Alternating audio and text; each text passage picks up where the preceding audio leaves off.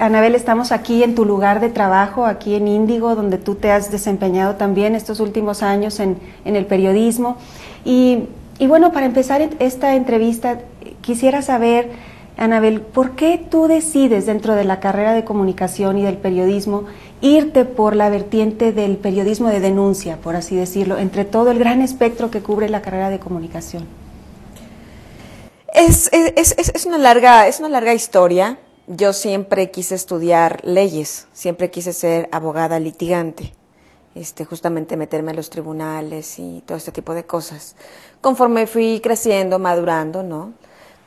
Cuando ya estaba yo en la puerta de decidir qué carrera iba a estudiar, si me iba a meter a la UNAM a estudiar Derecho o si iba a estudiar otra carrera, decidí que finalmente lo que quería hacer era ser periodista.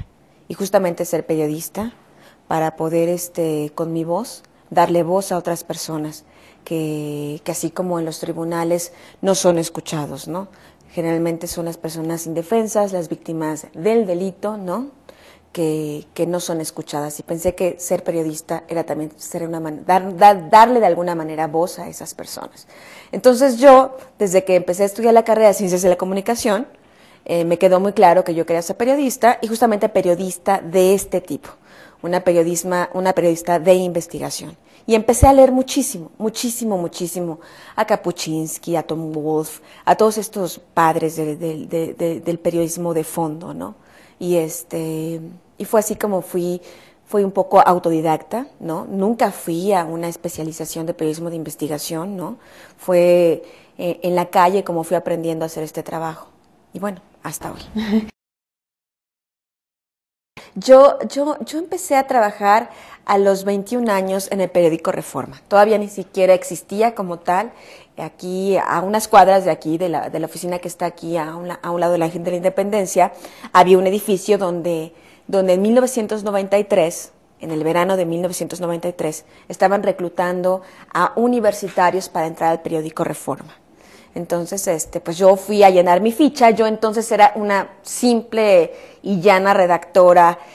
Tenía 6 meses trabajando en Radio Fórmula, haciendo los teasers y los resúmenes de noticias. De vez en cuando las leía cada hora. Absolutamente un trabajo entretenido, era mi primer trabajo en los medios, ¿no? Pero pues era un trabajo que no tenía nada que ver con lo que yo quería hacer, ¿no? Entonces cuando se abre esta puerta, esta convocatoria en el periódico Reforma, voy, me inscribo. Finalmente el periódico Reforma nace en noviembre del año 1993. El punto clave que a mí me sucede es cuando en la delegación Álvaro Obregón conocí el caso de un señor que vivía en una de las barrancas, ¿no? Era un señor que era un plomero al que le llamaban el Águila. Y tuvo un problema ahí por Lomas de Plateros. Él iba bajando en su bicicleta, iba él adelante y uno de sus hijos atrás. Era un padre de familia de 7 hijos, un hombre realmente que vivía en una situación muy humilde, pero pues trabajaba, le daba para mantener a sus hijos, ¿no? En situaciones muy precarias, pero lo hacía, ¿no? Y un automovilista que iba en sentido contrario lo arrolló, lo dejó cuadrapléjico, ¿no? Y yo bajé, escuché de los vecinos esa historia, ¿no? Bajé hasta el fondo de la barranca, lo hablé, lo entrevisté, le hicimos un reportaje muy amplio en la sección de ciudad del periódico Reforma, y con ese reportaje al señor le cambió la vida. Hubo un empresario que llamó y le construyó una casa, hubo gente que llegó y becó a sus hijos en escuelas, hubo asociaciones que llegaron a entregarle despensas y todo, y eso fue el clic que cambió mi vida para siempre. Cuando la gente me dice, oye, qué valiente, qué bárbara, es que solo tú, no solo yo, cualquiera podríamos hacer esto. Yo estoy absolutamente convencida de esto. Yo no me siento ni Superman, ni creo ser realmente extraordinaria, ni absolutamente valiente. Pues por supuesto que me dan miedo las cosas, claro que me dan miedo las cosas, pero hay que salir adelante. Creo que esa es mi mayor virtud como ser humano, ser absolutamente ordinaria, ¿no? Cuando, por ejemplo, yo estoy en investigaciones, de verdad que dice uno, bueno, ¿por dónde empezar? Porque puede llegar muchos rumores, ¿no? Pero ¿cómo jalar la hebra de convertir ese rumor? ¿Cómo investigar ese rumor? Saber que es un hecho cierto. pero ¿cómo comprobarlo? Realmente es un asunto donde el cerebro empieza a funcionar y donde tú ves todo este rompecabezas, las piezas, ¿no? Y decir, yo puedo hacerlo. Si estos pillos, los corruptos, los delincuentes, tienen la capacidad para delinquir, es evidente que yo puedo tener la capacidad para evidenciarlos, descubrirlos y ponerlos a la luz pública. Ese creer que se puede, creo que es lo más importante. Siempre la gente vive pensando, es que el otro es más poderoso o más fuerte. Cualquier empleado piensa simplemente, el jefe es más fuerte, es el que tiene la sartén por el mango. Y no entendemos, vuelvo al punto, de que todos somos seres humanos. A todos nos duelen cosas. Todos nos cortamos y nos sale sangre. Todos tenemos necesidades físicas. Todos tenemos a quien querer. Todos, hasta el más malvado, hasta el más corrupto, tiene un punto débil. Para mí, ser mujer en esta carrera ha sido una gran ventaja, ¿no? Número uno, porque a lo mejor los malos también me ven, ay, pues es una muchacha, ¿qué nos va a hacer, no? ¿No? Y se confían, ¿no? Yo sí siento que he caminado mucho contracorriente, no por ser mujer, sino porque la cultura de la corrupción en México está súper arraigada. La gente no quiere saber del tema. La gente se siente ofendida cuando sabe del tema, ¿no? La gente preferiría que eso no se supiera, pero eso es otra cuestión. En esta y cualquier otra profesión, me refiero que yo lo veo realmente muy equitativo, ¿no? Por ejemplo, los sueldos, ¿no? Mucha gente piensa, es que las mujeres no les pagan bien, ¿no? Bueno, ni a los hombres ni a las mujeres. En el periodismo en general es una carrera mal pagada para hombres y mujeres, ¿eh? Por ejemplo, ¿no? Yo sí creo eso. Yo he estado en 3 redacciones, esta es la cuarta, estuve en Reforma, estuve en Milenio, estuve en El Universal, ahora estoy aquí en Reporte Índigo, ¿no? Y en estos 3 primeros medios en los que he trabajado, que es Reforma, Milenio y El Universal, hacer periodismo de investigación era realmente un trabajo muy arduo, realmente muy difícil. Convencer a los editores, ¿no? De que, por supuesto, para un trabajo de investigación se requiere tiempo. Se requiere dinero también porque hay que viajar, hay que transportarse, ¿no? Hay que hacer muchas cosas, hay que ir al registro público de la propiedad. Los documentos en el registro público de la propiedad son a veces caros, ¿no? Tienes que esperar a que te contesten, tienes que esperar a ir a pagar al banco y que te entreguen las copias de los documentos. Entonces, es un trabajo arduo, ¿no? Y los medios de comunicación como que están más en la inmediatez, en el declaracionismo, ¿no?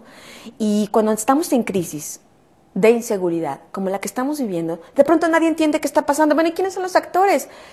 Pues si te hubieras puesto a investigar desde cuando empezaste a ver el problema, bueno, ¿qué está pasando? ¿Quiénes son los artífices de la crisis, no? Pues no te tomaría tan sorpresa todo lo que está pasando, ¿no? En Estados Unidos, en Argentina, en Chile, en Brasil, ¿no? En Francia, por supuesto, en Inglaterra, un periodismo muy dinámico, un periodismo que inició por romper de esos mitos y por decir, a ver, aquí no hay intocables, ni la reina Isabel, ni la monarquía española, ¿no?